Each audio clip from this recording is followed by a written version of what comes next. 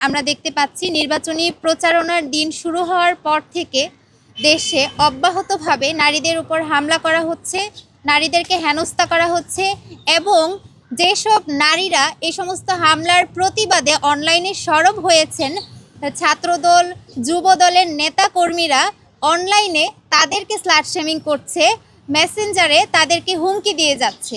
তো অব্যাহতভাবে এই ঘটনাগুলো ঘটে যাচ্ছে। এর প্রতিবাদে আজকে আমরা বাংলাদেশ ইসলামী ছাত্রী সংস্থার পক্ষ থেকে জরুরি সংবাদ সম্মেলনের আয়োজন করেছি। সুপ্রিয় সাংবাদিক বন্ধুগণ, আপনাদের সামনে যদি কিছু ঘটনা তুলে ধরি, বিগত 2 দিনে প্রায় 14টি ঘটনা ঘটেছে নারী নির্যাতন, নারী হেনস্থার ছাত্রদল যুবদল কর্তৃক। 25 জানুয়ারি এবং দুপুরে যশোরের ঝিকরগাছা পৌরসভার 5 নম্বর ওয়ার্ডের কীর্তিপুর এলাকায় যুবদলের সভাপতি আরাফাত রহমান কল্লোলের নেতৃত্বে 15 থেকে 20 জনের দল আতর্কিত হামলা চালায় এবং মোবাইল ফোন ছিনিয়ে নেয়। একই দিনে চুয়াডাঙ্গার নারী কর্মীদেরকে হেনস্থা করা হয় বিএনপির নারী ও পুরুষ কর্মীরা।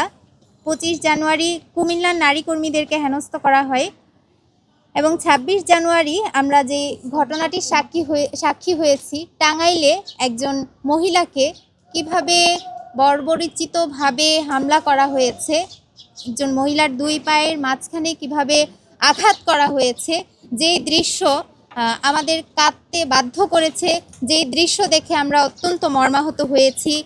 একই দিনে লালমনিরহাটে জামায়াতের নারী কর্মীদের হেনস্থা করা হয়েছে বিএনপির পুরুষ কর্মীরা।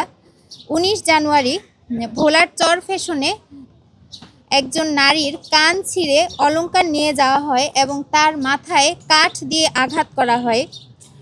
22 জানুয়ারি নাটোর জেলার সদরে ছাতনি সেন্টার মোড়ে বিএনপি নেতাকর্মীরা নারী কর্মীদেরকে চর থাপ্পড় মারেন। 26 জানুয়ারি লক্ষ্মীপুরের নারী কর্মীদেরকে হেনস্থা করেন স্থানীয় আলাউদ্দিন আলম নামের একজন বিএনপি কর্মী। তিনি অশ্রাব্য ভাষায় গালমন্দ ও হেনস্থা করেন। 24 জানুয়ারি ঝিনাইদহ জেলার সদর উপজেলার ইউনিয়নে নারীদের উপর হামলা করা হয়। 10 জানুয়ারি ভোলার লালমোহনে নারী কর্মীদের হেনস্থা করা হয়। 24 জানুয়ারি মেহেরপুর সদর উপজেলায় নারী কর্মীদের হেনস্থা করা হয়। 25 জানুয়ারি বিএনপির এমপি প্রার্থী পাপিয়া তিনি তার বক্তব্যে বলেছেন, জামায়াত এবং ছাত্রী সংস্থার কেউ যদি নির্বাচনী প্রচারণায় যায় তাহলে তাদেরকে পুলিশে ধরিয়ে দেওয়ার জন্য। এবং 20 জানুয়ারি ঢাকা 15 আসনের মিরপুর এলাকায় আমরা দেখেছি কিভাবে নারী কর্মীদের উপর হামলা করা হয়েছে। অর্থাৎ নির্বাচনী প্রচারণায় অব্যাহতভাবে নারীদেরকে এভাবে জুলুম নির্যাতনের শিকার হতে হচ্ছে।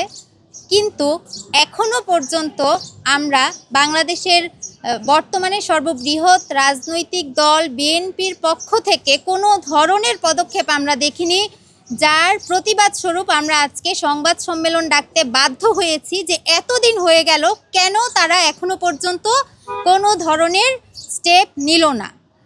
আমরা জুলাই পরবর্তী সময়ে স্বপ্ন দেখেছিলাম একটি সুন্দর বাংলাদেশের, যে বাংলাদেশে নারীদের অধিকার নিশ্চিত হবে, যে বাংলাদেশের নারীরা একটি নিরাপদ পরিবেশ পাবে।